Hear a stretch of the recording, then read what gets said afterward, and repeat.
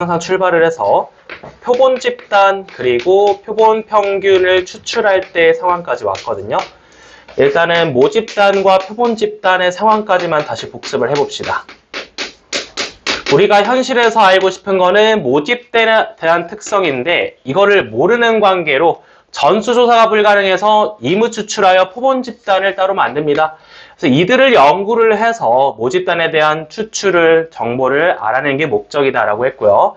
그래서 단어는 세 가지를 기억을 하면 되는데 모평균, 즉 모집단의 평균, 그 다음 모분산, 즉 모집단에 대한 분산, 마지막으로 모표준 편차, 모집단에 대한 표준 편차, 이 세 가지를 표기법을 잘 보라 했습니다. 이 문제를 출제할 때 표기법이 맞춰지는데 스몰m으로 제시되는 거는 모평균이라고 읽으시면 되고 시그마 제곱 이렇게 표기되는 거는 모분산으로 이해를 하시고 시그마는 모표준 편차다 해서 이것은 전부 다 모집단에 대한 이야기로 약속이 되어 있는 문자입니다. 그리고 나서 이제 여기서 추출을 진행을 하는데 추출은 따로 언급이 없는 이상 복원 추출이 원칙이라고 했고요. 비복원 추출이어도 충분히 많이 시행하면 복원 추출과 다르지 않습니다. 자, 이번에는 다른 단어를 쓰죠. 표본 집단의 평균, 표본 평균이라는 개념이 나오고 표기법이 매우 중요하다. 원래 확률 변수 표기 어떻게 하지? 원래 확률 변수는 뭐라고만 쓰죠? X. 근데 표본 평균이라고 있는 네 글자는 반드시 위에다 뭘 올려주셔야 돼? 바를 올려서 표기를 하셔야 됩니다. 자, 지금부터 표본 집단의 평균, 표본 평균은 X 바라고 표기를 하겠습니다. 자, 그 다음은 표본 분산이 있는데요. 잘 묻지는 않으나 시험지 앞쪽에서 이제 뒤통수 때리는 문제로 나올 수 있다 했지. 표본 분산은 그러니까 분산인 것 자체가 일단 편차 제곱이라서 시그마 데이터 x에다가 평균 x바를 빼서 편차가 나왔고 제곱을 치면 합인데 원래 내가 알고 있는 개념상 여기는 자료의 개수 n으로 나눠주는 거였죠. 중학교 때 배운 거네. 근데 고등학교 3학년 때 여기를 뭘로 나누랬어? n-1 통계학에서는 n이 아니라 n-1로 나눕니다. 이유는 궁금해하지 말랬어. 논리적으로 증명해주지 않을 거고 통계학자들이 통계를 해보니까 n보다는 n-1일 때 오차가 줄어들기 때문에 더 정확해지기 때문에 분모가 n-1이 된다 했습니다. 이거 암기 좀 필요합니다. 혹시 모르니까. 자, 그 다음은 표본 표준 편차 6글자 표본 집단의 표준 편차라는 거는 뭐 방금 계산한 거를 시그마에 치시면 되는데 뭐 이렇게 일단 뜻은 써봤는데 표기법 자체는 얘는 대문자 S의 제곱을 씁니다. 자, 그럼 얘는 그냥 대문자 S가 되겠죠. 자, 이렇게 해서 우리는 표본 집단에 대한 이야기를 좀 해봤는데 저번 시간에 예시를 들어드린 게 대한민국 전체의 키 평균이었지. 근데 우리가 5천만 명을 조사할 수는 없으니까 서울, 대전, 대구, 부산 찍고 조사를 도시마다 해서 다시 뭐 안 됐죠? 다시 평균을 계산됐지. 이제 그 얘기를 해볼 거야. 표본 집단을 1개, 2개, 3개, 4개, 5개, n개를 추출하셔서 표본 평균에 뭘 묻습니까? 표본 평균의 기대값을 묻습니다.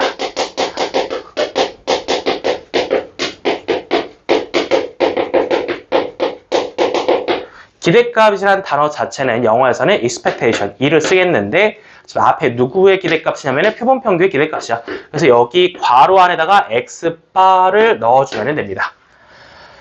이 표본 평균의 기대값 EX바는 어떤 문제라든지 어떤 상황에서도 절대 바뀌지 않는 개념이랬어. 뭐랑 똑같다? 그렇지. 이것은 예외가 없어요. 이것은 모평균 그 자체입니다. 왜? 통계를 하는 목적 그 자체야. 표본 집단을 뽑아서 조사를 한 다음에 그것을 다시 기대값을 모평균으로 취급하겠다. 그냥 아예 같다라고 이해하시면 되고 자, 그 다음에 이런 걸 묻지. 표본 평균의 분산을 묻습니다. X바에 관한 분산이잖아. 말 그대로 해석을 하시면은 자, 분산이라는 거는 이제 V를 먼저 쓰시면 되고 마찬가지로 안에 들어가는 건 X바입니다. VX바는 이것도 논리적으로 증명할 필요 없는데 일단 암기만 하시면 큰 문제는 없다 했어. N분의 시그마 제곱입니다. 여기가 현실과 좀 다르겠죠. 그러니까 현실에서는 애초에 이걸 알아 몰라? 모르지. 모르니까 통계를 하는 건데 아무래도 이제 문제를 위한 문제를 만들다 보니까 문제에서는 여기 모 분산을 줍니다. 저 모분산 시그마 제곱을 준다라는 얘기고, 문제 시작할 때. 그래서 그 자료의 개수, n개를 추출했다. 요것만 파악해서 그냥 n으로 나눠주면은 계산법만 익히면 된다 했어요. n분의 시그마 제곱이 표본 평균의 분산이다. 이렇게 들어가는 거고, 자, 이제 마지막으로 표본 평균의 표준 편차도 물어볼 수 있겠죠. 방금 구한 거 그냥 루트를 치면 되는 관계로 표본 평균의 표준 편차라는 거는 시그마 x바라고 표기할 수 있겠고, 그것 자체는 일단은 루트 n분의 시그마 이렇게 올려주시면 됩니다. 여기까지 모집단 점프해서 표본 집단들 종합해서 표본 평균의 기대값과 표본 평균의 분산까지 이렇게 연결되는 개념 괜찮나요? 이게 바로 통계를 하는 그 목적 자체다. 그래서 개념 적용 좀 하시고, 자, 점검 되신 분들은 이제 필수 예제 3번부터 좀 넘어가 보도록 하겠습니다.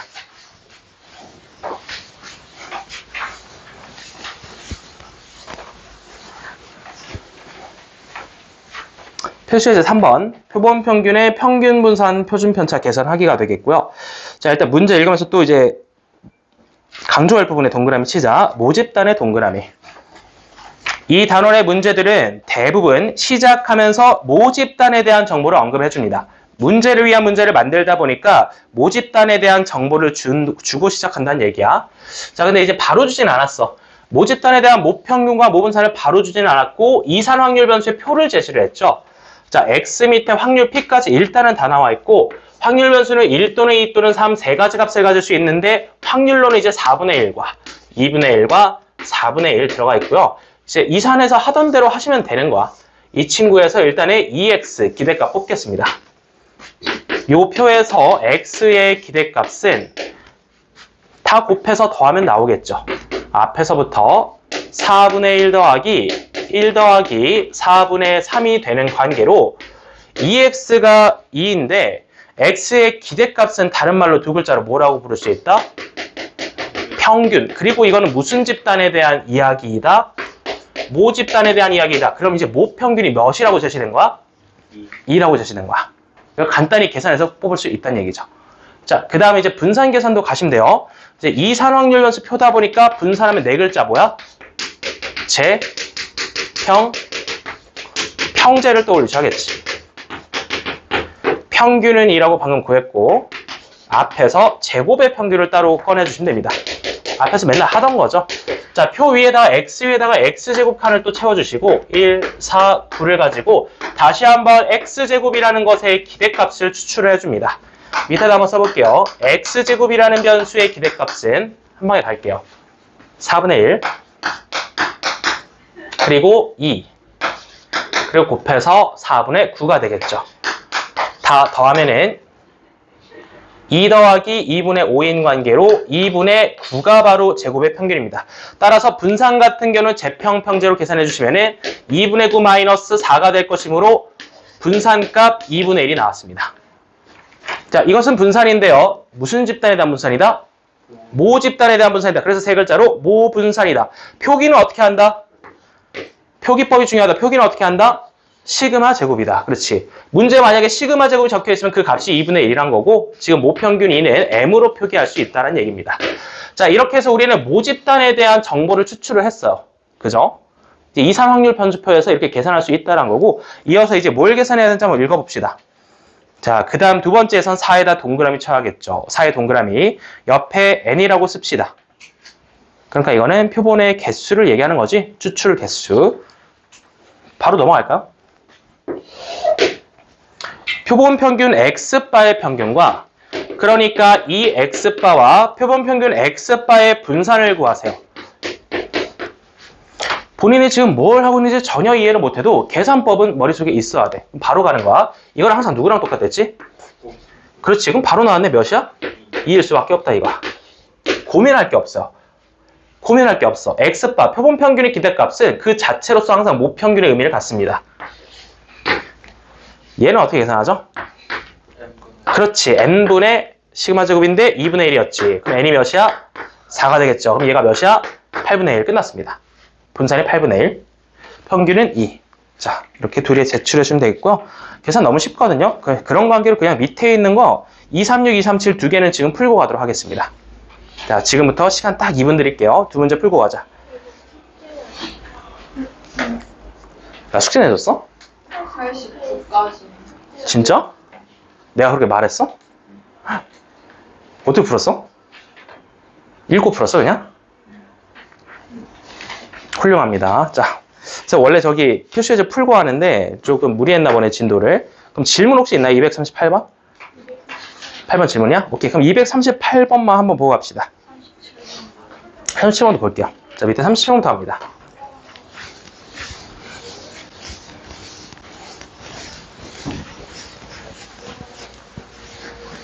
오늘 숙제는 아주 적게 나가겠네요. 뒤에 이제 한 단어 나왔으니까. 자, 237번 보도록 하겠습니다. 모 표준 편차가 12인 모집단에서, 자, 봐봐. 모집단에 대한 이야기를 시작을 할 것이고,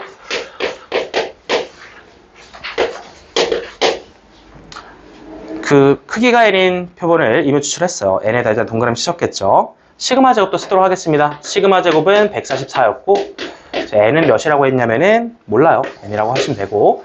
자, 이때 내가 구하고 싶은 거는 표본 평균 x바의 표준 편차. 자, 말을 읽어서 써볼게요. 표본 평균 x바의 표준 편차를 구하고 싶으면은 표본 평균 x바의 분산을 구해서 루트를 치면 되겠죠. 자, 그럼 계산법만 따라가면 돼. 그냥 vx바 어떻게 계산한다고 했죠, 방금?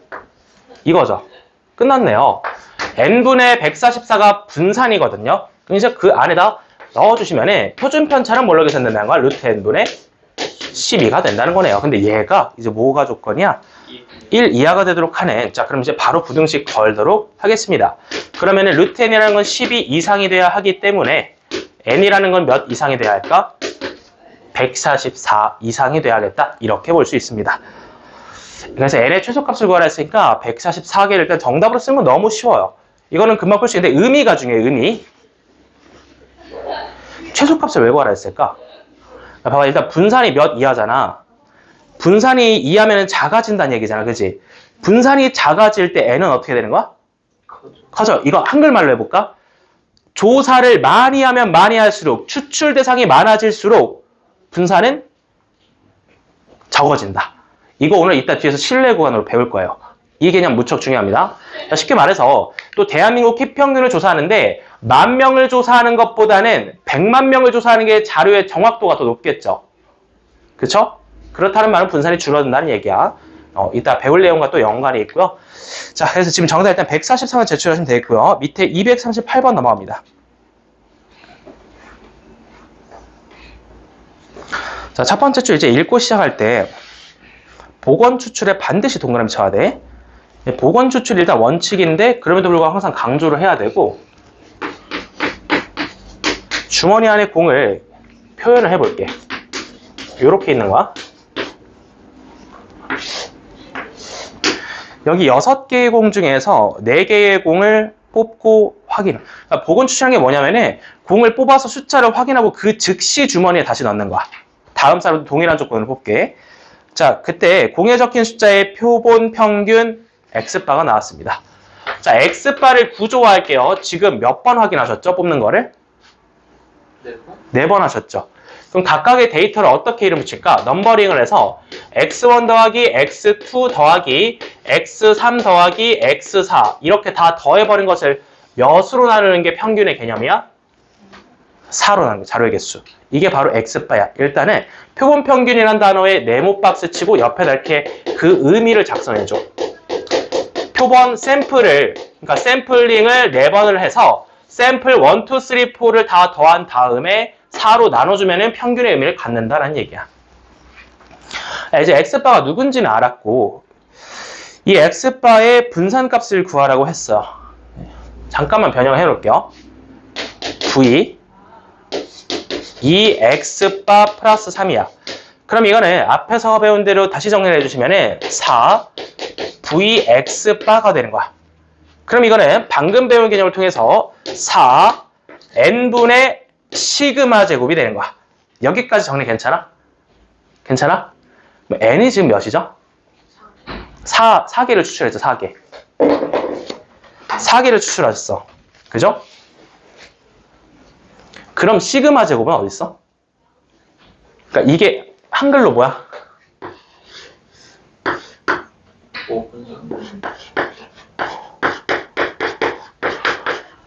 뭐 분산 어디 있어요 지금? 모 분산 줬어? 안 줬어? 안 줬다라는 거야. 그래서 모 분산을 어떻게 계산해야 될까? 모 집단에 대한 이야기가 없어요. 잘 보시면은. 그러니까 이게 위의 문제랑 다른 거야. 그러니까 봐봐. 이게 친절해. 246번과 237번 출제자는 친절해. 모 집단, 모 집단. 이렇게 언급을 해줬지.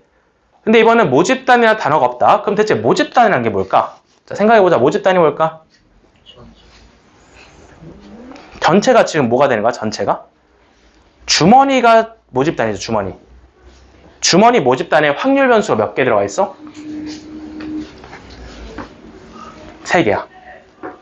모 집단의 X바가 아니죠. 그냥 확률 변수 X라고 하셔야 됩니다. 그러니까 모 집단에서 공을 뽑을 때 얘기를 하는 거야. 확률을 계산하는 게 너무 쉽거든요. 6개 중에 몇 개? 2개. 여기는 6개 중에 몇 개? 3개. 여기는 6개 중에 하나. 이게 뭐야? 무슨 집단에 대한 얘기가 되는 거야, 얘가? 모 집단에 대한 얘기가 되는 거야. 자, 위에 대표예제랑 비교해봐. 대표예제 필수예제 3번은 이 표를 작성해줬고, 방금 내가 푼 문제 238번은 없어서 내가 작성해야 됐어. 그 차이점일 뿐이지 똑같은 문제야. 이해됐어? 오케이. 자, 모 집단에 대한 이야기가 나왔습니다. 여기서 무슨 값을 꺼내줘야 돼? 모 분산을 꺼내줘야 돼. 제평평제. 계산하시면 됩니다. 여기 x제곱 쳐놓고. 계산 생략할게요. 표까지 그려놔. 자, 그래서 이제 그 비교를 해봐. 이게 38번이랑 필수예제 3번을 연결을 해놔. 차이점이 뭐냐면은 모 집단에 대한 이야기가 없으니까 이거를 내가 스스로 작성을 한다라는 거야. 이렇게 풀었어. 자, 이렇게 해서 우리는 추출이라는 의미를 정확히 이해하셔야 됩니다. 그리고 이것도 사실은 원래 어려웠던 거였어. 표본 평균의 의미를 이렇게 또 평균 그 자체를 알고 있어야 돼요. 문제 풀 때는 그냥 4로 나누면 끝이지만. 자, 여기까지 해서 표를 한번 작성해주면 끝나는 거고요. 필수예제 3번이었습니다. 넘어갑니다. 계산하시면 1 나옵니다. 자, 필수예제 4번 넘어가자. 자, 지금부터도 이제 어려울 수 있어. 자, 일단은 Z가 있다라는 거는 정규분포에 대한 이야기라는 게 되겠고요. 표준화 하셔야 된다는 이야기가 되겠고. 자, 그래서 일단 첫 번째 줄 정도 읽어보시면은 모집단에 대한 정보가 나와 있을 거야. 읽어보도록 할게요. 어느 자판기에서 판매되는 음료수의 용량은 평균이 150이며 표준 편차가 5인. 자, 정규분포의 동그라미. 방금 이제 자판기라고 얘기했는데 방금 나온 문장이 무슨 집단에 대한 얘기죠? 모집단에 대한 이야기가 될 수밖에 없어. 그러니까 자판기에서 음료수를 하염없이 계속 뽑아 먹었을 때 얘기가 되는 거야. 모집단에 대한 정보가 정규분포를 따른다라고 했죠.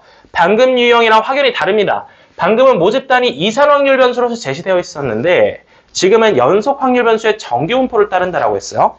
자, 그럼 모집단에 대한 기록을 정리를 합시다. 필수예제 4번. 모집단의 확률 변수는 보통 그냥 x라고 두시면 됩니다.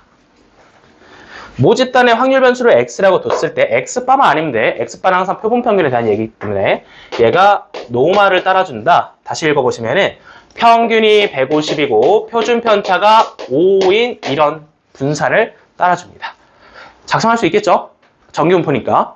그럼 작성했을 때 그 다음으로 여기에 동그라미 치셔야겠죠? 100개. 이게 무슨 의미죠? 표본의 개수, 스몰 n입니다. 100개의 동그라미 치고 모집단에서 100개를 추출하시겠다는 얘기야. 100개를 추출해서 이제 모집단이 아니라 무슨 집단으로 들어오신 거야? 100명으로 구성된 표본 집단에 대한 얘기를 하는 거야. 모집단이 아니라 표본 집단에 대한 이야기로 들어오셨고 샘플링을 했습니다. 자, 그럼 이 표본 집단의 표본 평균 X바를 표기를 하셔야겠죠? 표본 평균 X바에 대한 이야기를 해볼게요. 이제 확률 변수가 X가 아니라 X바로 바뀌는 거야. 추출을 하는 순간부터는. 표본에 대한 이야기니까. 이 X바의 기대값과 분산을 계산을 해볼 건데 자, 그냥 쉽게 설명해. 엄마, 모집단이야. 엄마가 정규분포를 따르면 표본도, 그 자식도 뭘 따라? 정규분포를 따른다 라고 알려져 있습니다. 이걸 구체적으로 계산해서 논리적으로 증명해주진 않으나 모집단의 정규 분포를 따르면 당연하게도 표본 평균도 정규 분포를 따라줍니다.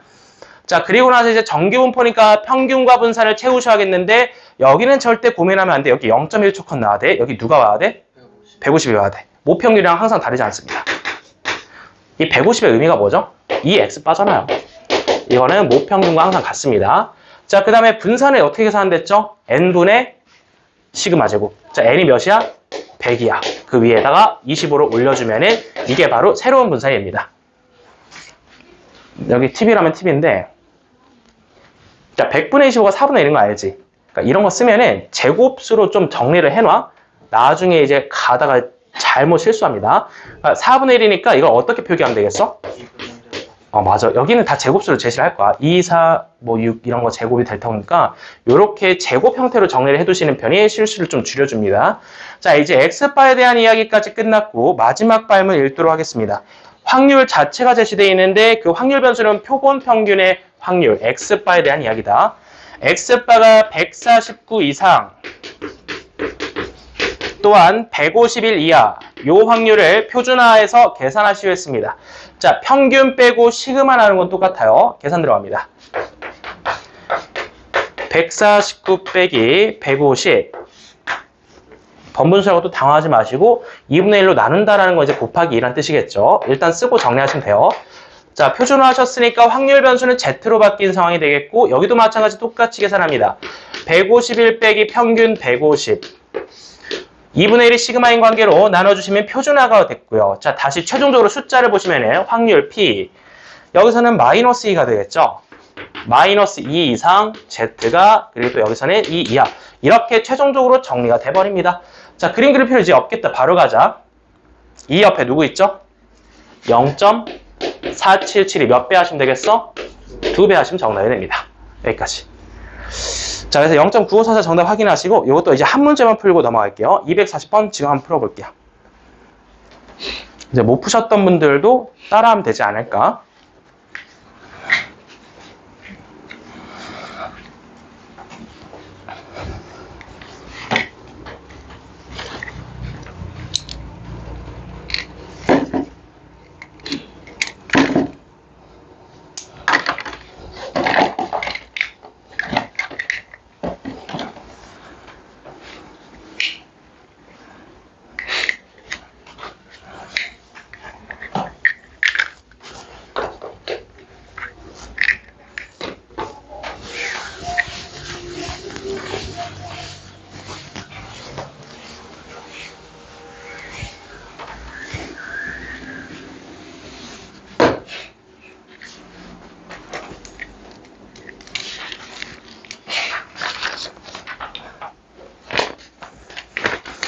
풀어볼까? 무슨 집단에 대한 이야기를 했을까? 첫 번째로. 첫 번째 줄은 무슨 집단에 대한 이야기일까? 모 집단에 대한 이야기겠지? 그래서 그것의 확률 변수는 일반적으로 그냥 대문자 x를 써주면 돼. 대문자 x 물결 n이라고 표기하면 됩니다. 그리고 그 옆에 너가 쓴 거 200,10제곱 또가 써주면 돼. 자, 이건 모집단에 대한 이야기고 이제 추출을 할 거야. 읽었겠지? 추출. 표본이 몇 개니? n이 몇 개야? 찾아야 돼.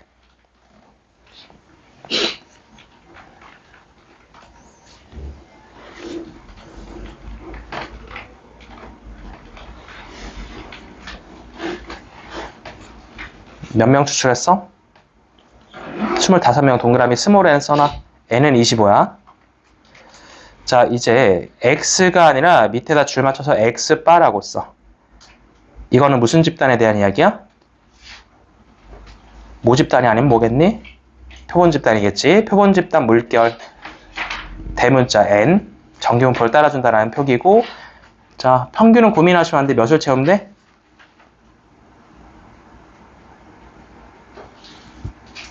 x바의 평균 기대값은 모 집단의 평균과 다르지 않다.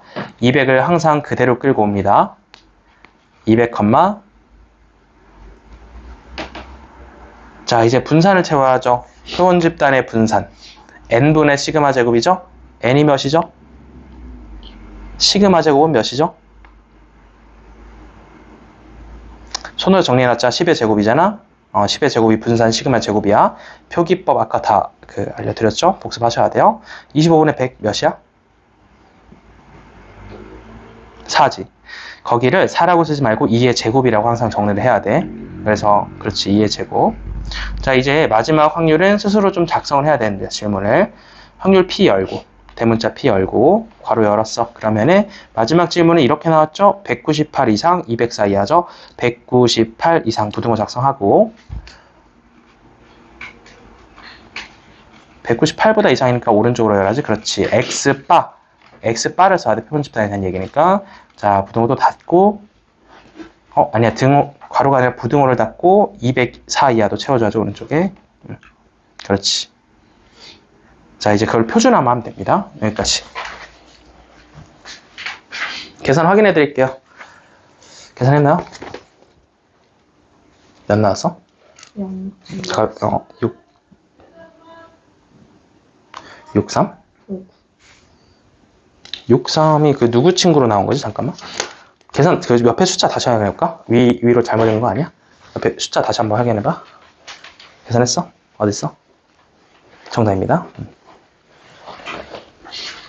정답, 잘했어요. 자, 한번 가보자. 모집단에 대한 이야기 썼어? 자, 일단 무조건 첫 번째 줄이 모집단에 대한 이야기야. 그러니까 어느 대학에서 응시 자료 꽤 많을 거 아니야. 대학 가면은 그 모집단에 대한 이야기가 평균이 200이고 요거 정규 표현했죠. 이거 앞에다 X라고 한번 써볼래? X는 확실하게 항상 모집단에 대한 얘기를 하는 거야. 이제 뭐 하실 거야? 추출하실 거지.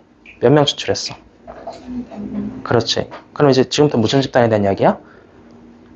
모집단이 아니라 표본 집단. 여기 X바라고 써봐. 표본 집단은 항상 X바로 이야기를 진행시킬 거야. 자, 물결, 대문자 N, 표기법 따라주는 거야. 정규분포 쓸 거지. 거기는 고민하면 안 돼. 거기 항상 몇을 채워?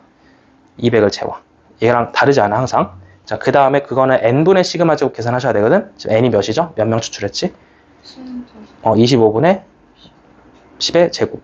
원래 분산 100. 그럼 얘가 몇이야? 4지. 그러니까 4라고 쓰는 거 아니라 2의 제곱이라고 정리를 항상 해놓으면 도움이 됩니다. 2의 제곱이고 닫아주면 이제 x바에 대한 정규분포 정보가 정리가 됐죠. 자, 마지막 질문 이제 스스로 이제 작성하셔야 돼. 여기 198 이상 204 이하고요. 확률 P 대문자 열어봐. P 괄호 열고 198 이상 열고 거기 가운데 X바를 쓸 거야. 그렇지. 표본 평균에 대한 이야기니까 204 이하. 이제 문장으로서 막 말한 거를 다시 작성했죠. 표준화하면 끝나겠죠. 정보 보고 표준화합시다. 정답. 정답. 좋아요. 정답. 자, 다들 잘했습니다. 간단한 계산이었으니까 0.8185로 정답 확인하고 넘어가도록 하겠습니다. 자, 다음 유형 5번 갑니다. 문제가 많이는 없어요. 이게 마지막이고 단원 넘어갑니다. 이거 풀면은. 자, 표시해제 5번.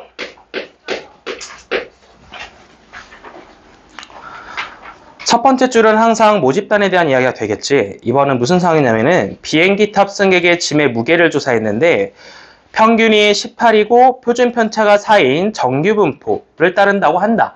여기까지는 모집단에 대한 이야기야. 그러니까 확률 변수를 X로 잡고 표기를 따라주면 되겠죠. 모집단 X 확률 변수는 정규분포 평균이 18이고 4의 제곱을 따라준다. 자, 어려우신 분들은 보고 따라 하기만 해도 계산을 할 수 있어요. 표기법 이런 걸 잘 보시면 돼요. 알파벳일 뿐이지 어렵지는 않아. 그래서 평균과 표준 편차 분산 정리를 해두시고, 자, 그 다음에 이제 또 n이 이미 추출됐다. n에 동그라미 치셔야 됩니다. 아직 몇 명인지는 모르겠어요. 표본의 개수가 몇 개 추출되는지는 모르겠는데, 이제부터는 이제 표본 집단에 대한 이야기로 들어가는 거지. 추출을 했으니까. 샘플링이라고 하죠. 자, 그럼 표본 집단에 대한 이야기인데, 모집단, 엄마가 정규분포를 따르니까 자식도 당연히 정규분포를 따를 수밖에 없습니다. 표본 평균을 의미하는 X바라는 확률 변수를 잡아주시고 따른다. 정규분포. 여기는 고민할 게 없어. 항상 18. 모평균을 똑같이 가져옵니다. 자, 그 다음에 여기는 n분의 16이 올라오시면 되겠죠. 여기까지 우리는 표본 집단의 표본 평균 X바에 대해서 정규분포 정보를 정리했습니다. 자, 이거를 가지고 이제 마지막 발문이야. X바가 17 이상 19 이하다. 요거를 스스로 부등식으로 작성을 합니다. P, 확률, 열고 무슨 확률이냐? 표본 평균 X바라는 것 자체가 17 이상 19 이하의 확률이다. 이 확률을 표준화하여 구해봤을 때 0.8664란 거지. 자, X바인 상태에서는 그것을 처리할 수 없으니까 표준화해서 내려가면 끝납니다.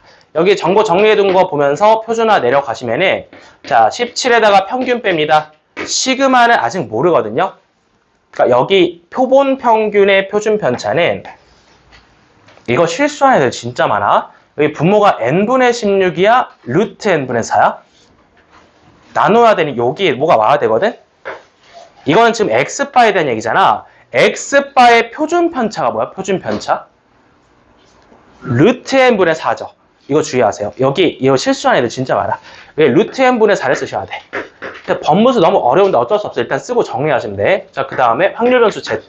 표준화 됐다라는 거고, 똑같이 정리할게. 19에다가 평균 빼고 표준 편차 동일하게 루트 n분의 4 나눠주면 된다. 자, 그럼 이제부터는 Z에 대한 이야기니까 해석만 잘하시면 되는 거야. 숫자를 일단 정리할게.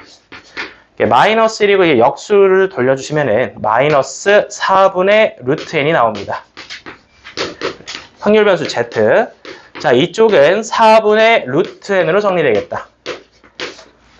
Z는 무슨 분포죠? 지금 전부 다 무슨 분포 얘기하는 거야? 정규 분포. 그럼 이제 뭐가 필요해? 식이 아니라 그래프가 필요한 거야.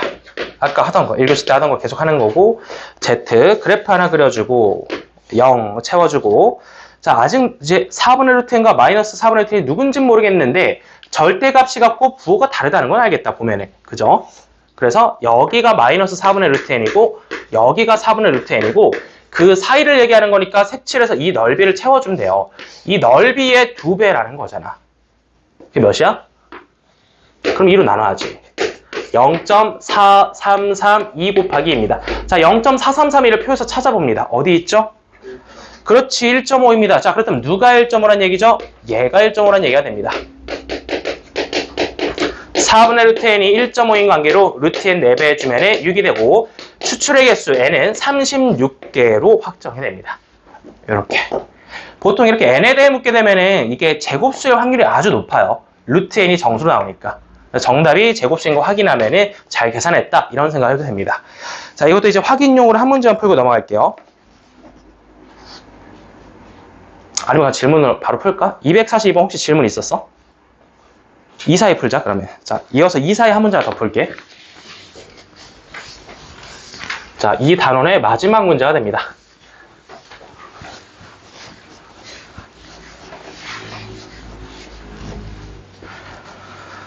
자, 첫 번째 줄은 모집단에 대한 이야기가 나올 거야. 읽어보도록 할게요. 모집단은 평균이 1000이고 표준 편차가 50인 정규 분포를 따른다고 합니다. 까지 읽고 표기해야죠. 자, 첫 번째 표기는 모집단에 대한 확률 변수 X를 잡고 정규 분포 N 표기를 해줄 거야. 평균은 1000이고 표준 편차가 50이다. 똑같이 따라서 하면 됩니다. 이렇게. 자, 그 다음에 이제 추출을 하겠죠. 읽어보니까 100개의 동그라미 100개를 추출했다고 했습니다. 추출의 개수는 100개, n은 100이다 확인하고, 추출을 했으니까 지금부터는 표본 집단에 대한 이야기 들어가는 거야. 표본 집단의 표본 평균 X바에 대한 이야기가 시작이 되고, 엄마가 n을 따르는 관계로 자식도 n을 따라줍니다. 여기는 고민하면 안 돼요. 항상 1000이 그대로 들어오고, n 100인 관계로 100분의 계산하도록 하겠습니다. 시그마 제곱 2500 올려주면은 25가 되겠죠. 이것도 25라고 쓰는 것보다는 항상 제곱된 형태로 5의 제곱이라고 쓰셔야 실수를 하지 않습니다. 자, 이렇게 정리를 해두시고 마지막 질문 한번 넘어가 볼게요. 이제 저 X바에 대한 확률을 묻는데 X바가 K 이상일 확률이 나와 있습니다. 이 X바가 K 이상일 확률, 그것을 0.0228이다. 0.0228층으로 표해서 찾을 것이고 일단 표준화부터 내려가야겠지. 자, 표준화 들어가자. X바를 Z로 바꿔줄 것이고 평균 1000을 빼고 그 표준 편차 5로 나누셔야 됩니다. 이렇게 시험 볼 때 정신줄 놓다 보면은 5가 아니라 50으로 나누게 되거든? 알고 있어도 그런 실수를 해요. 그러니까 문제 풀 때 이렇게 표기 안 하고 푸는 경우 있어 없어? 없어. 물론 나는 이거 안 써도 풀 수 있겠는데 계속 이걸 쓰는 이유는 뭐야? 따라하라고 쓰는 거야. 나는 문장을 보면 그 숫자가 바로 보이는데 그렇지 않잖아요, 여러분들은. 그렇지? 그래서 이 표기법을 따라서 써 정보를 정리해야만 실수하지 않습니다. 자, 그래서 마지막에 이 표준 편차 5로 나눠주면 되겠죠? 평균 1000 빼고. 자, 이렇게 해서 우리는 표준화까지 마쳤는데 이것도 이제 그래프의 도움을 얻으시면 얘가 어디 있는지 알 수 있겠죠? 자, Z. 어쨌든 정규분포 아닙니까? 자, 그러면 이제 종 모양의 그래프 하나 가져와주고 Z니까 0 찍어주고 아주 작은 숫자잖아. 그러면 얘가 이쯤에 있겠죠. 5분의 K 빼기 1000. 이 부분의 넓이가 0.028. 자, 지금부터 얘 친구 찾아볼까요? 표에 얘 친구 누구야? 잘 찾았다. 그럼 이제 그 Z가 2.0이 되겠죠. 얘가 정체가 나왔습니다. 얘가 2였단 소리입니다. 보시면은 는이로 풀어주시면은 K는 1012 정답이 확인이 되겠습니다. 여기까지. 자, 일단 푸신 분들도 정답 확인하고 여기에서 뭐가 빠졌는지 한번 확인해봐. 그러니까 이게 최적의 풀이야. 요 표기법을 그대로 따르시고 정리하시고 그래프까지 있으면 더 좋을 것 같아요. 여기까지 빠지는 거 없이 한번 필기 따라와 주시고. 자, 이렇게 해서 우리는 모평균과 표본평균 단원 마무리하고 드디어 이 확률과 통계의 진짜 마지막 단원 모평균의 추정 진도 나가도록 하겠습니다. 오늘 이거 진도 끝낼 거고 숙제는 미리 말하지만은 당연히 이 교재 끝까지 풀어오는 게 되겠습니다. 자, 모평균의 추정 갈게요.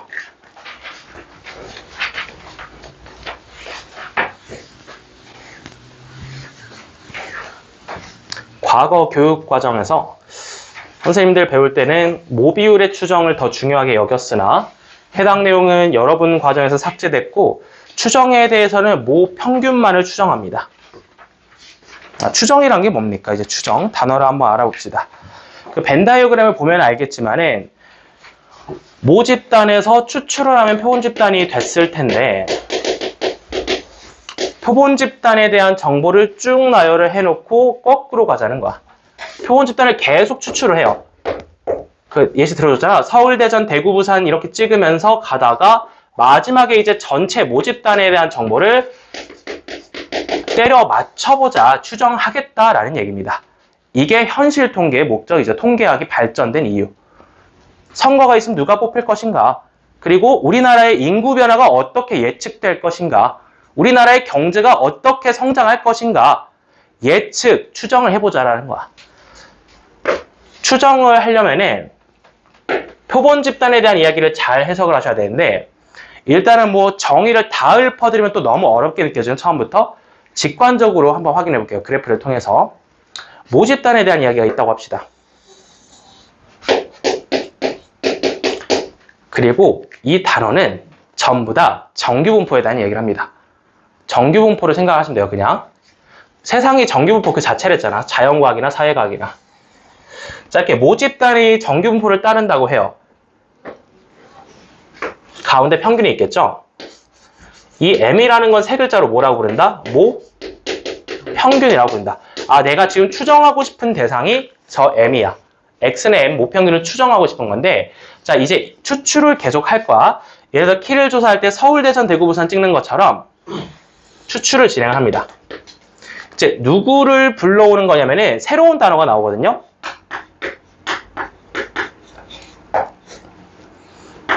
잘 쓰지 않는 단어지만 신뢰 구간. 이제 첫 번째로 등장한 개념입니다. 신뢰 구간이라는 거는 표본 집단에 대한 이야기인데 그냥 어떤 닫힌 구간이라고 생각하시면 편해요. 그러니까 이거 이상, 이거 이하의 어떤 구간을 얘기하는 거야. X에 대한 구간. 그거 작성하고 이따 좀 수식으로 알아볼 건데 지금 그거 도입하면 너무 어렵게 느껴지니까 일단 추출이나 계속 해볼게. 자, 이게 X1이라고 해볼게. X1 바. 그 다음에 밑에 하나 더 그려드릴게. 일단 시각적으로 보고 직관적으로 받아들이세요. 수식은 이따 외우면 돼. 자, 그 다음에 추천 한번 더 할게. 마지막으로 네 번째까지 한번 추출해 볼게. 자, 선생님 지금 표본 평균 X바를 몇 개를 추출했죠? 네 번 추출했죠. 이때 모평균의 추정에 대해서 말하는 거는 신뢰도로 얘기를 하는데 또 이제 신뢰도란 개념도 들어왔죠. 일상에서 신뢰도라는 건 쟤를 얼마나 믿을 수 있냐. 신용에 관한 이야기지만 이건 수학이기 때문에 정확히 정의가 달라집니다. 자, 볼게요. 이제 추출 4번 했잖아. 이런 걸 얘기하는 거야. 자, 직관적으로 이 그림을 봤을 때 X1, 2, 3 이 신뢰 구간 안에는 모평균이 포함이 돼 있어요? 안 돼 있어? 돼 있어요. 근데 X바의 네 번째 여기에는 모평균이 들어가 있어? 안 들어가 있어? 이 신뢰 구간에는 안 들어가 있지. 자, 그럼 확률적으로 따져보자. 4번의 추출 중에서 3번이 모평균이 포함되어 있지. 이거를 뭐라고 얘기할 수 있냐면은 신뢰도가 몇 퍼센트다? 75%다라고 얘기할 수 있어. 4번 중에 3번이니까. 그지? 근데 이제 현실에서는 추출을 4번이 아니라 꽤 많이 하겠죠. 100번, 1000번, 만번 하겠지, 추출을. 그래서 75%라는 상수는 잘 안 쓰고 딱 2개의 상수만 씁니다. 자, 2개만 외우면 돼, 이제. 신뢰도는 딱 2가지만 쓰일 거야. 이 책에서, 그러니까 이거는 교육과정 역사상 바뀐 적이 없어. 다른 건 안 나올 거고 96%와 99%의 예시만 기억하면 됩니다. 자, 신뢰도 그럼 96%라는 의미가 뭘까? 여기 모집단을 놔두고 표본 추출을 빡빡빡빡빡 100번 뽑았을 때 모평균이 들어가 있는 게 몇 개란 얘기야? 100개 중에 96개야. 그래서 신뢰도가 96%라는 말이야. 이 말 이해돼? 그럼 신뢰도가 99%라는 말은 뭘까요? 모평균을 두고 모집단을 두고 추출을 100번 빡빡빡빡 했을 때 모평균이 들어가 있는 신뢰 구간이 몇 개다? 99대다. 요게 신뢰도의 의미입니다. 이해됐나요? 형광펜 준비하세요.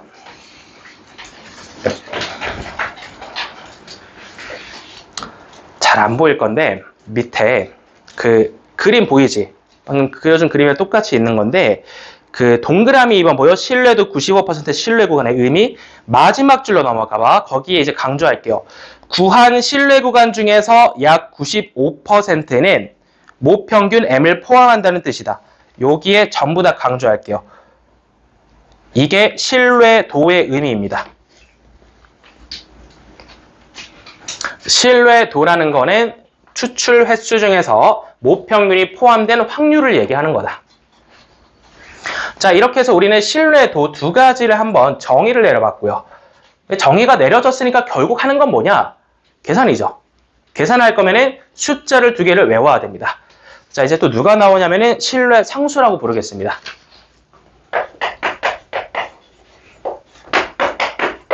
뭐 상수야. 그냥 1, 2, 3 같은 숫자, 특정한 숫자를 얘기하는 거고 신뢰도 96%라고 문제 나오잖아. 어차피 둘 중 하나야. 96%라고 문제 나오면은 머릿속에서 신뢰 상수 1.96을 떠올리셔야 돼요. 이거는 출제자가 문제 마지막에 적어줄 수도 있고 아니면 안 적어줄 수도 있어. 교과 과정상 이거는 외우고 시험장 들어오겠지라는 생각을 할 수도 있다는 거야. 자, 1.96 일단 암기를 하셔야 됩니다. 자, 그 다음에 99%도 신뢰 상수가 있어요. 얘의 신뢰 상수는 몇일까? 2.58입니다. 일단 신뢰 상수라고 부르는 1.96과 2.58을 매칭시켜 볼게요. 96%와 99%에 대하여. 그럼 이제 신뢰 상수가 왜 등장했을까? 신뢰 상수를 이용해서 신뢰 구간을 작성하기 때문에 먼저 소개를 시켜준 거야. 자, 이제 드디어 그 개념 마지막 칸에 있는 신뢰 구간에 대한 이야기를 해보겠습니다. 자, 첫 번째로 신뢰도 95%에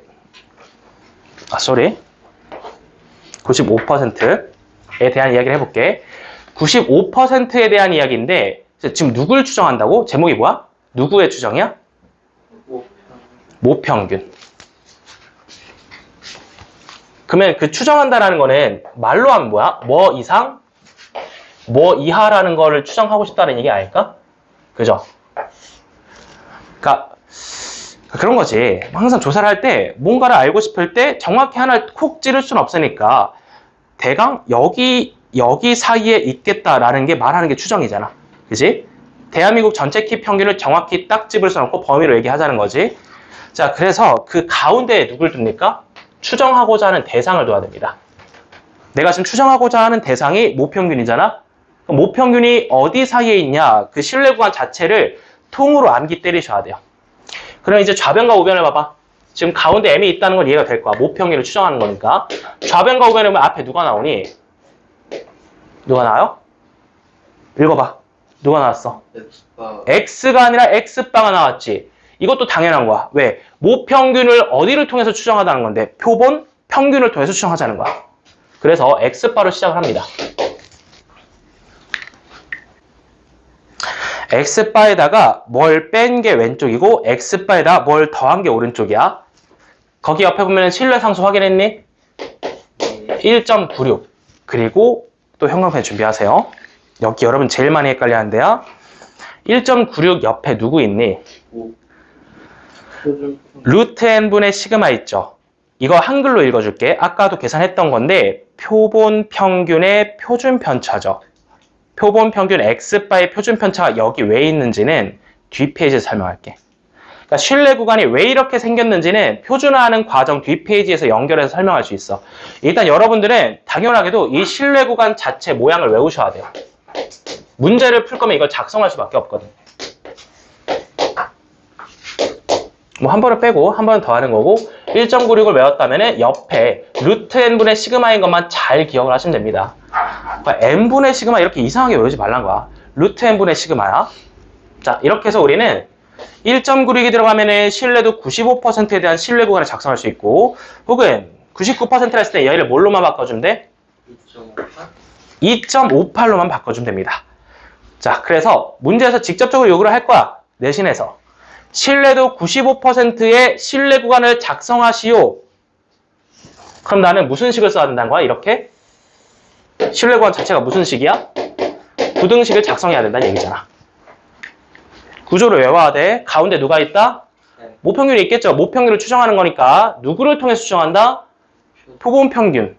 표본 평균 x바를 통해서 추정하는데 왼쪽은 작은 거니까 빼고 오른쪽은 큰 거니까 더해서 뭐 적당히 이것과 이것 사이에 있겠다라고 생각을 해버리는 거야. 여기까지. 우리는 신뢰 구간의 의미도 그 형태도 암기를 했습니다. 자, 이렇게 해서 우리는 신뢰 구간 두 가지를 확인했고요. 이거 아직 안 끝났는데 이거는 원래 좀 심화 개념이라 나중에 소개해 주려 했는데 일단 강조를 하고 갈게요. 밑에 3번 동그라미 보이잖아. 표본의 크기 n이 일정할 때부터 형광펜 4줄 다 쳐버려. 개념상 선지로 나올 수 있어. 뭔지 알지? 1, 2, 3, 4, 5번 중에 옳은 것을 고르시오. 이렇게 나올 수 있다는 거야. 그리고 내면은 많이들 틀려요. 거기를 안 읽거든 애들이.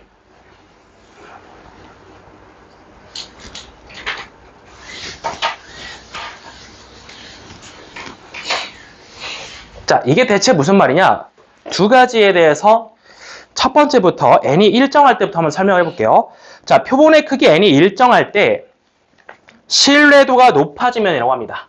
자, 첫 번째는 n이 일정해야 돼.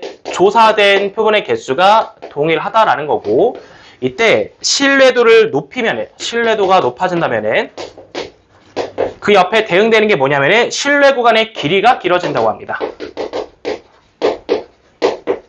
신뢰 구간의 길이라는 것도 정립을 하고 갈게요. 방금 신뢰 구간을 부등식으로 소개시켜줬죠. 이거는 그냥 간단하게 해서 닫힌 구간이지. 닫힌 구간이니까 길이를 계산할 수 있어 없어? 있겠지. 어떻게? 오른쪽 경계에다가 왼쪽 경계를 빼면 되겠죠.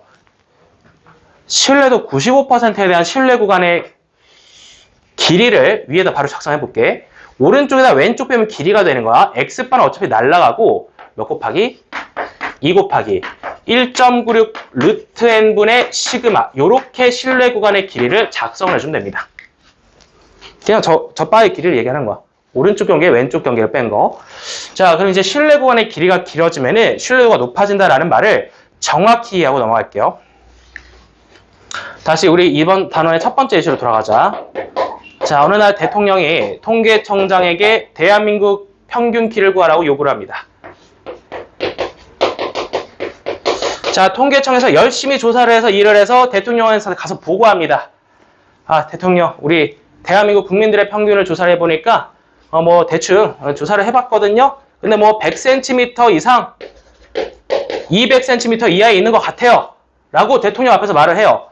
그러면은 생각해봐. 이 말의 신뢰도는 높아 낮아? 네? 이게 일상적인 용어로 생각하면 안 된다니까? 그러니까 대통령 입장에서 어처구니가 없겠지. 대한민국 키평균을 조사해오라 하는데 100 이상 200이야. 야, 그건 내가 그냥 1초만 생각해도 알겠다. 바로 잘리겠죠. 이거 말이 좀 이상하잖아. 수학적으로 생각해보라고. 이렇게 보고를 하면은 신뢰도가 높은 거야, 낮은 거야? 낮은 거야, 수학적으로는. 다시 일상적으로 말했잖아. 신뢰도가 높은 거야. 신뢰도의 의미 다시 찝어줄게. 신뢰도가 뭐라고? 추출을 진행했을 때 모평균이 포함이 돼 있을 확률이야. 여기 안에 대한민국 키평균이 포함될 확률이 거의 몇 퍼센트야? 거의 100%지. 우리가 외계인이 아니잖아. 우리 한민족이 외계인이 아니니까 여기에 키평균이 당연히 있겠죠. 그러니까 이 사람의 말은 신뢰도가 높아요. 수학적으로 얘기하면은. 이게 봐봐, 헷갈린다니까. 일상에서 쓰는 신뢰도랑 좀 다르잖아, 이게. 그지? 그래서 신뢰도 의미를 처음에 짚어준 거야. 그러니까 수학에서 신뢰도는 저 사람 말을 믿을 수 있냐가 아니야. 그게 신뢰도가 아니라 추출을 반복하여 진행했을 때 추정하고자 하는 모평균이 여기 안에 들어갔을 확률을 얘기하는 거야. 당연히 이 사이에 대한민국 키평균이 있습니다. 그죠? 그래서 헷갈리니까 이렇게 한번 정리할게요. 그 빈칸이 있을 거야. 지금 신뢰도가 높다라고 했는데 여러분들의 그 헷갈리는 거, 용어의 혼동을 방지하기 위해서 이렇게 해놓을게요. 신뢰도가 높다라는 말은 무슨 말이냐면은 그 사람이 말을 하는 정확도가 떨어진다는 얘기야. 신뢰도와 정확도. 정확도라는 단어는 교과서에 없는데 그냥 내가 쓸게요. 헷갈리니까. 신뢰도가 높아지면은 정확도가 떨어집니다.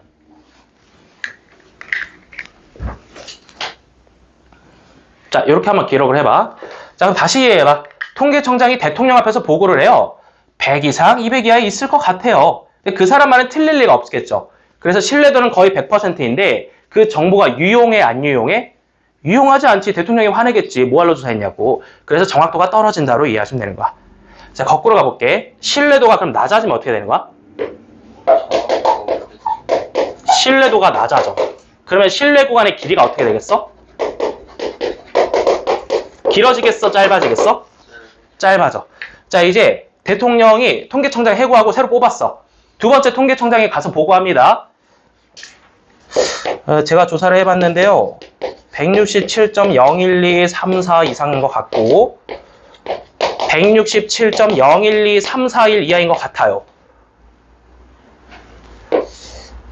이 사람 말이 틀릴 확률이 높아? 맞을 확률이 높아?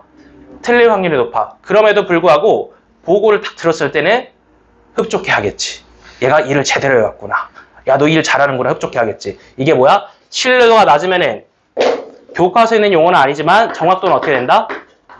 정확도가 높아진다는 말이 바로 이 신뢰 구간의 길이가 짧아진다는 얘기야. 짧잖아, 되게.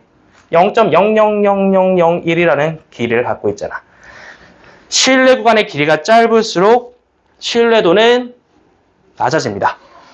풀어서 얘기해줄게. 신뢰 구간의 길이가 짧을수록 모평균이 포함될 확률이 떨어지는 거야. 이게 바로 신뢰도가 낮다는 얘기입니다.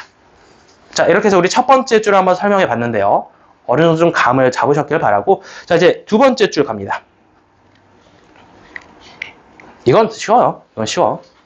이건 신뢰도를 일정하게 유지하고 가는 거고, 자, 신뢰도가 일정하게 유지된 상태에서 표본의 크기 n이 커지면은 신뢰 구간의 길이는 짧아진다고 합니다. 자, 또 쉽게 예시로 가자. 대한민국 키평균을 조사할 때 10만 명을 조사한 게 정확할까? 1000만 명을 조사한 게 정확할까? 데이터가. 당연히 많이 조사하면 많이 조사될수록 표본의 개수가 늘어날수록 정확도가 높아지죠. 라는 말은 신뢰 구간의 길이가 어떻게 된다는 거야? 길이는 짧아진다는 얘기야. 신뢰도가 유지될 때는. 그래서 이 두 번째 문장은 이해하는데 크게 어렵지는 않습니다. 많이 조사하면 조사할수록 그 값이 유용해지겠구나. 정확히 조사했구나. 신뢰 구간의 길이가 짧아지겠구나. 라는 의미로 이해되는 거야. 여기까지 이게 두 번째 의미였고, 이거 두 가지는 자, 문제가 어떻게 나온다? 개념 선지로 나온다. 그러니까 이게 맞는 말인지 틀린 말인지 고르시오. 이런 식으로 나오니까 의미를 정확히 짚고 넘어가세요. 자, 넘어가도록 하겠습니다. 이제 다음 마지막 개념.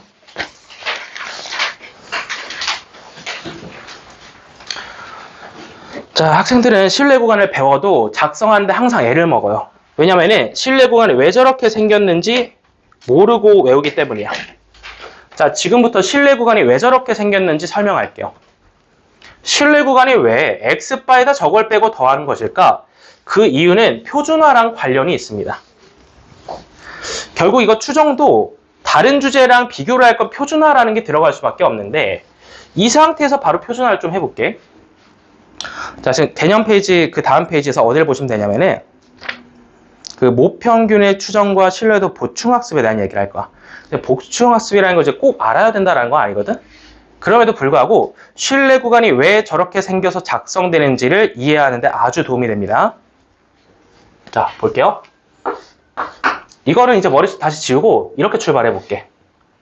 신뢰 상수 1.96을 외우고 있다라면은 이렇게 한번 해볼게.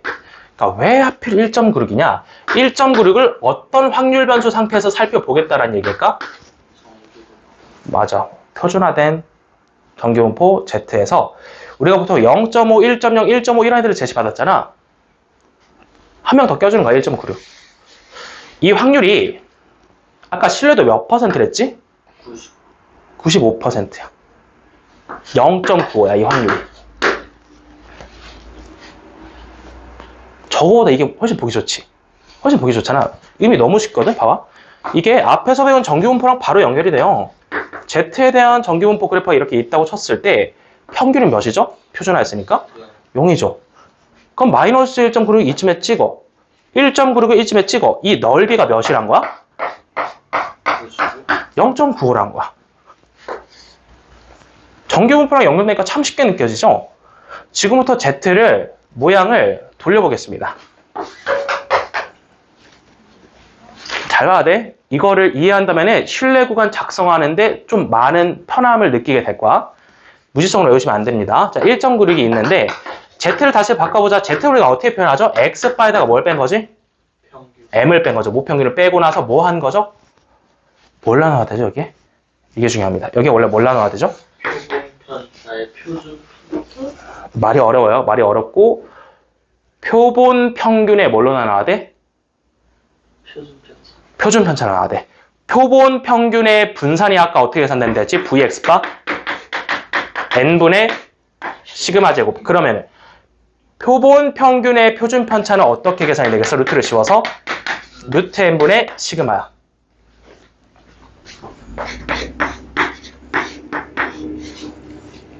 이게 뭐야? Z야. 그러니까 원래 X바가 있었는데 평균, 모평균을 빼고 근데 이것도 모평균이니까 이제 저기 EX바로 이해하시면 돼. EX바와 M이 똑같은 거니까. 그리고 나서 표본 평균의 시그마, 표준 편차가 나눠졌는데 이게 이제 Z잖아? 이제 이거 자체는 이제 똑같은 식이란 말이야. 이거를 정리하면 제가 나옵니다. 자, 지금부터 출발할게요. 양변에다 뭘 곱해? 분모를 곱해. 분모를 곱해서 가볼게요. 또 새로 쓸게.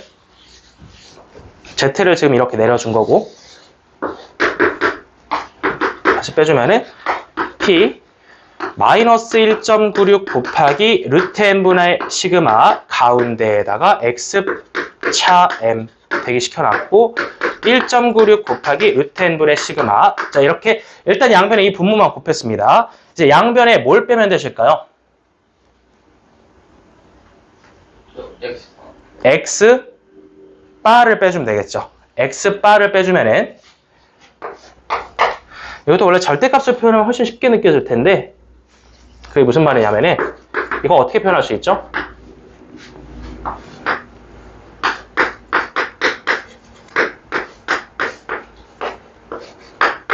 이렇게 표현할 수 있겠어, 없겠어?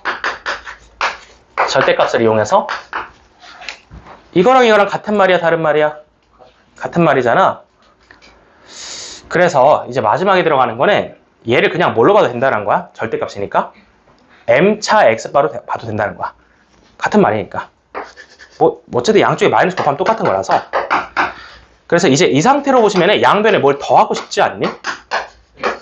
그렇죠. 이제 여기까지 내려왔고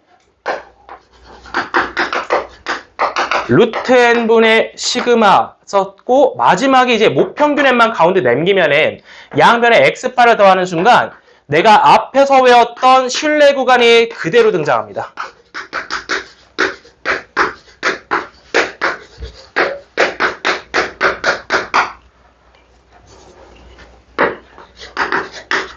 이렇게 말이죠.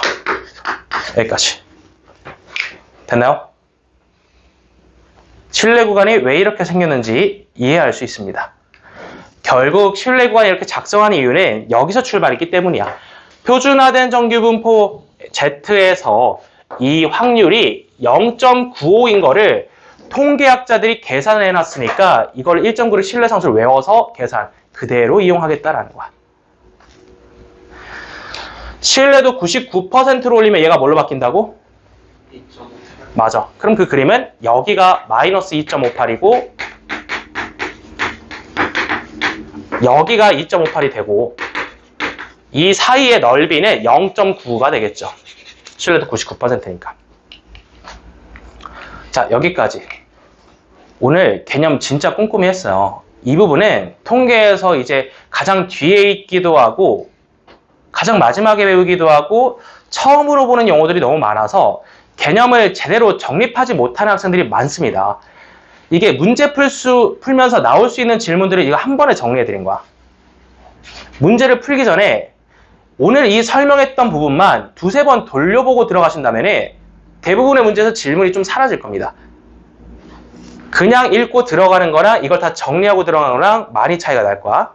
자, 여기까지 해서 우리는 보충학습, 신뢰 구간의 모양새에 대해서까지 설명 마쳤고요. 자, 넘어갑니다. 이제 문제는 6, 7, 8 세 문제만 풀면 되는데 자, 두 문제 1시간 반 좀 빡세게 한 관계로 지금부터 10분간 쉬다 가겠습니다.